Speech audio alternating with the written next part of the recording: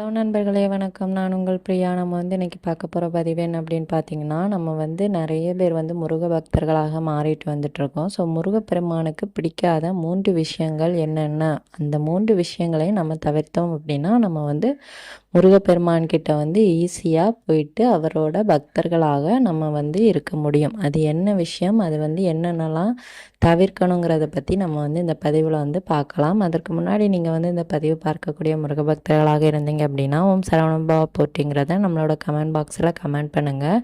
நம்ம சேனலை சப்ஸ்கிரைப் பண்ணிங்க அப்படின்னா இது போல் முருகர் சம்மந்தமான பயனுள்ள தகவல்களை நீங்கள் தொடர்ந்து தெரிந்து கொள்ள முடியும். இப்போ வாங்க நம்ம பதிவுக்குள்ளே போகலாம். ஸோ முருகப்பெருமானுக்கு பிடிக்காத 3 விஷயங்கள் என்ன அப்படின்னு சொல்லிட்டு தான் நம்மளோட தலைப்பு. அது எப்படி உங்களுக்கு தெரியும்னு நீங்கள் நினைக்கலாம். நம்ம சொல்லக்கூடிய இந்த விஷயங்கள் பொதுவாகவே அந்த முருகப்பெருமான் சம்மந்தப்பட்ட அந்த புராண கதைகளெல்லாம் சொல்லப்பட்ட விஷயங்கள் தான் நம்ம சொல்கிறது.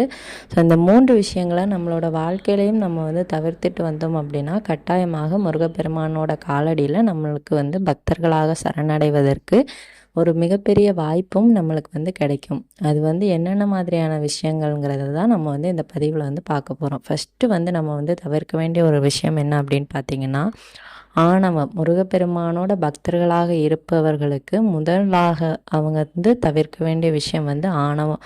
நான் தான் பெரிய ஆள், நான் மட்டும்தான் அப்படிங்கிற அந்த ஒரு எண்ணம் என்னைக்கு உங்களை விட்டு போகுதோ அன்னைக்கு நீங்கள் முருகப்பெருமானோட அதிசிறந்த தீவிரமான பக்தர்களாக மாறுவதற்கான வாய்ப்பை முருகப்பெருமான் உங்களுக்கு 100% தருவார்.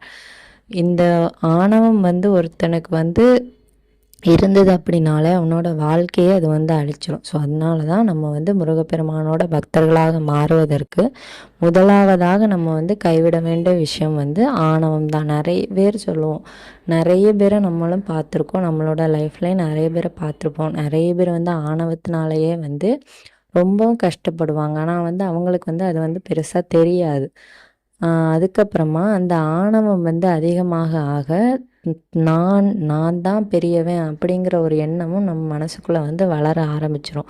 முருகப்பெருமானுக்கு பிடிக்காத ஒரு விஷயம் நானுங்கிற அகம்பாவம் தான் அவருக்கு பிடிக்காது. அந்த சூரபத்மனே அவர் அதற்காகத்தான் அழித்தார். இது எல்லாருக்குமே தெரிஞ்ச ஒரு விஷயந்தான். ஸோ நீங்களும் முருகப்பெருமானோட முழு பக்தர்களாக மாறணும் அப்படின்னா உங்களுக்குள்ளே இருக்கக்கூடிய அந்த குட்டி சூரபத்மனையும் நீங்கள் அழித்து தான் ஆகணும்.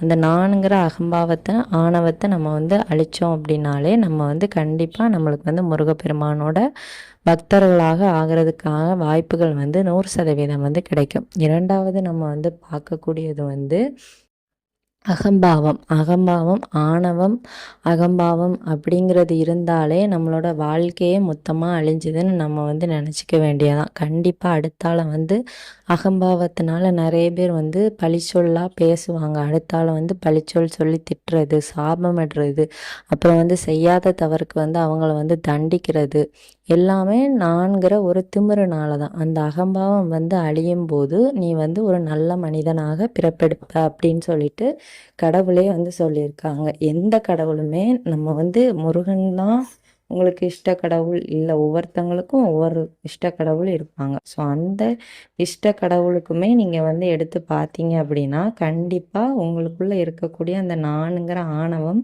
உங்களுக்குள்ள ஆணவமும் அந்த அகம்பாவமும் அழிந்தது அப்படின்னாலே கண்டிப்பாக அந்தந்த தெய்வங்கள் உங்களுக்கு 100% அவங்களோட அருளையும் உங்களோட வேண்டுதல்களுக்கான பலனையும் உங்களுக்கு தர ஆரம்பிச்சிருவாங்க. ஸோ அதனால் நீங்கள் இந்த ஆணவம் அகம்பாவம் இரண்டையுமே நீங்கள் முதன்முறையாக கைவிடணும். அதுக்கப்புறமா நீங்கள் செய்ய வேண்டிய விஷயம், 3ஆவதான விஷயம் என்ன அப்படின்னு பார்த்தீங்கன்னா, எதிர்மறையாக பேசுகிறது. நிறைய பேரை பார்த்தீங்கன்னா எப்போவுமே நெகட்டிவாக தான் பேசிகிட்டு இருப்பாங்க. எனக்கு அது நடக்காதுங்க, எனக்கு அது கிடைக்காதுங்க, என்னதாவது ஒரு விஷயம் நீங்கள் செய்ய போகிறேன்னு அவங்கக்கிட்ட சொல்லுங்கள். இந்த விஷயத்த நீ செஞ்சால் உனக்கு இதுதான் நடக்கும், உனக்கு அது கிடைக்கவே கிடைக்காது. இந்த மாதிரி எப்போவுமே ஒரு நெகட்டிவிட்டியாகவே பேசிகிட்டு இருப்பாங்க. ஸோ அந்த மாதிரி நெகட்டிவிட்டி பேசுகிறது நம்மளோட லைஃப்லையும் நம்மளோட சந்ததிகளையும் அது அதிகமாக பாதிக்கும் அப்படின்னு சொல்லப்படுது. ஸோ இந்த எதிர்மறை எண்ணங்கள் மனுஷனுக்கு மனதுக்குள்ளே இருந்தது அப்படின்னாலே மனதிலேயும் சரி நம்மளோட மூளையிலேயும் எதிர்மறை எண்ணங்கள் அதிகமாக இருந்தது அப்படின்னா என்ன ஆகும்னு உங்களை எல்லாருக்குமே தெரியும். நீங்கள் ஒரு விஷயம் செய்ய போகிறீங்க, அது நடக்காது நடக்காது நடக்காதுன்னு ஆரம்பத்துலேருந்தே உங்கள் உள் மனசு சொல்லுது அப்படின்னா கண்டிப்பாக அது உங்களுக்கு நடக்காது. அதே மாதிரி இது கிடைக்காதுன்னு சொல்லுச்சு அப்படின்னாலும் கண்டிப்பாக அந்த விஷயம் கிடைக்காது. முதல்ல நம்மளுக்கு நேர்மறையான எண்ணங்கள் வந்து இருக்கணும்.